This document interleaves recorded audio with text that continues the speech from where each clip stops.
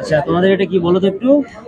আমাদের এখানে এটা আসলে একটি পারমাণবিক বিদ্যুৎ কেন্দ্র। তো এখানে অন্যান্য তাপ বিদ্যুৎ কেন্দ্রের মতোই বাষ্পের মাধ্যমে টারবাইন ঘুরিয়ে বিদ্যুৎ উৎপাদন করা হয়।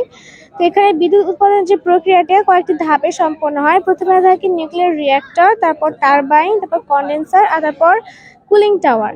তো এখানে বিদ্যুৎ উৎপাদনের জন্য ইউরেনিয়াম-235 ইউজ করা হয়, যেটাকে ছোট ছোট প্যালেট তৈরি করে লোহার রডের ভেতর ঢোকানো হয় এবং ইউরেনিয়াম বান্ডিল তৈরি করা হয়। আর এখানে যে নিউক্লিয়ার রিঅ্যাক্টর আছে, সেই নিউক্লিয়ার রিঅ্যাক্টরের ভেতর থাকে প্রেসার ভ্যাসেল, যেটা পুরোটাই পানি দ্বারা পূর্ণ থাকে।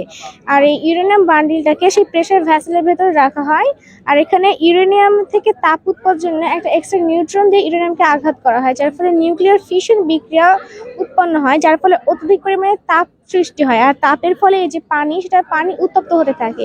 আর এখানে পানির টেম্পারেচার প্রায় 300 থেকে 325 ডিগ্রি সেলসিয়াসের মধ্যে হয়, যেটাকে প্রেসার ভ্যাসেলের মধ্যে প্রেসারাইজ করে রাখা হয়, যাতে এটা বের হয়ে যেতে না পারে। আর এই যে নিউক্লিয়ার ফিশন বিক্রিয়া, এটা একটা চেন রিয়াকশন। আর চেন রিয়াকশনটাকে কন্ট্রোল করার জন্য এখানে কন্ট্রোল রড ব্যবহার করা হয়, যেটা বোরন অথবা ক্যাডমিয়ামের হয়, যেটা নিউট্রনকে অ্যাবজর্ব করে নেয়, যে কারণে এই রিয়াকশনটা কন্ট্রোল করা পসিবল হয়। তারপর এই প্রেসার ভেসেল থেকে পানি আসে স্টিম জেনারেটরে। স্টিম জেনারেটর থেকে পানি বাষ্প আকারে চলে যায় টারবাইনের কাছে।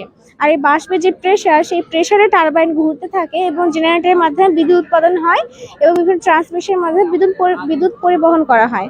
আর এখানে যে বাষ্পটা টারবাইন ঘোরায়, টারবাইনটা ঘোরানোর পর সেই বাষ্পটা চলে আসে কন্ডেন্সারে, যেখানে বাষ্পটাকে ঠান্ডা করা হয় এবং ঠান্ডা হওয়ার পর সেই বাষ্পটা অটোমেটিকলি চলে যায় কুলিং টাওয়ারে।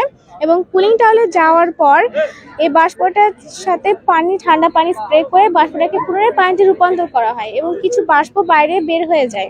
আর এখানে যে ঠান্ডা পানি, সেটা আবার চলে আসে কন্ডেন্সারে এবং কন্ডেন্সার থেকে সেই বাষ্পটা আবার চলে আসে নিউক্লিয়ার রিঅ্যাক্টরে, যার মাধ্যমে এই প্রক্রিয়াটা শেষ হয়। আর যে বাষ্পটা এখানে বের হয়ে যায়, সেই বাষ্পটার ক্ষতিপূরণের জন্য এখানে নদী থেকে অনবরত পানি সরবরাহ করা হয়।